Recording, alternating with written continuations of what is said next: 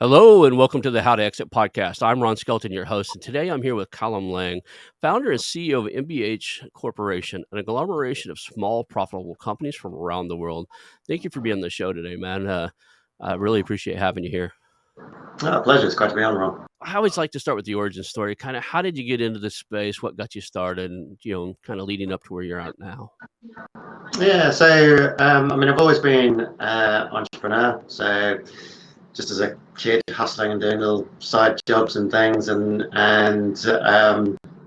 my first kind of grown-up business was a recruitment company that I had at the height of the dot-com boom. I was providing IP engineers to telcos in Europe, which was incredibly lucrative and a lot of fun. And that kind of that did very well. And at the age of 23 or 24, I think I was at the time, obviously I thought that was all down to my personal talent and good looks, and not the fact that I was in the biggest bubble ever. And needless to say, the bubble burst, and I discovered I wasn't nearly as talented or good looking as I thought I was. But it also kind of broke me. It made me unemployable to anyone else. And so by default, I've been an entrepreneur ever since. I've been all over the place, been in Asia now for 20 years. I think when I was always been interested in sort of macro trends. And one of the trends, obviously technology was a huge trend, but one of the other trends that really stood out to me was the fact that there was the largest transfer of wealth in the history of mankind from west to east, west back to east. It originally started here. And yeah, as a young entrepreneur, it just struck me that it made more sense to be on the receiving end of that equation than on the giving end. So moved over to Asia, based in Singapore now, which great, absolutely great country, but also I spend, as you know, I spend a lot of my life on a plane bouncing around the world, and this is a great sort of kicking off point for that. The second challenge that all small business owners will be aware of is that if you've built a successful small business, maybe you're doing 10 million, 20 million of revenue or above, or even a little bit below, you're creating a huge amount of value in the world. Like, you're clearly creating value for your clients. That's why they keep coming back. You've got 50, 100, 200 staff that you're clearly creating value for them and their families.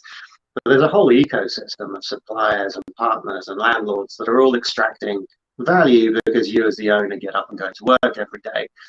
But typically there's only one person that doesn't get to extract a commensurate amount of value from the business, and of course that's the business owner themselves. It's very easy to put money into the business, much harder to take it out. And of course, in the good years, hopefully you're drawing a good salary and dividends, but compared to the economic footprint that you've created, it's negligible what you can actually extract.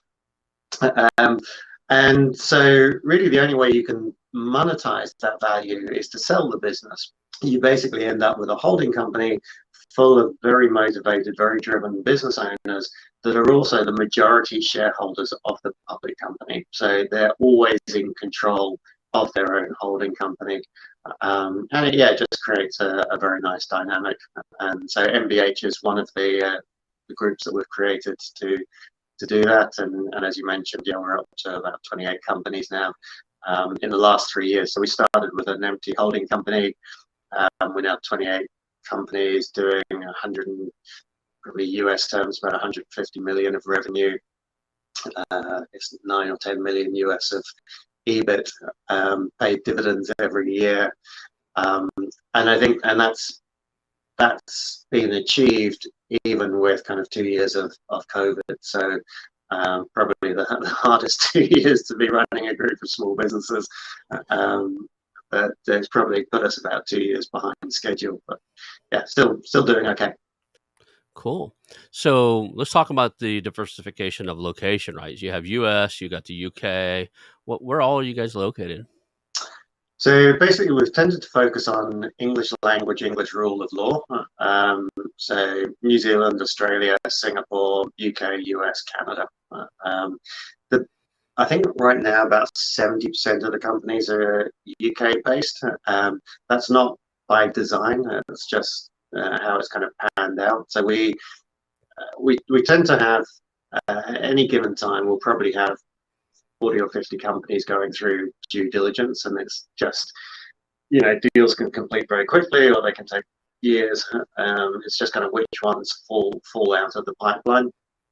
There's no way as a business owner that you cannot tie part of your identity to it. I think we do it a little bit too much actually, but as part of, owning a business, you go in there day in and day out, you work with the same people, you've hired them, but you've been around these same people for a year, 5 years, 20 years, sometimes, lives. If you're a second or third generation, company. I've seen companies where like, this guy's worked here, his dad worked here, and his granddad helped start the company kind of thing.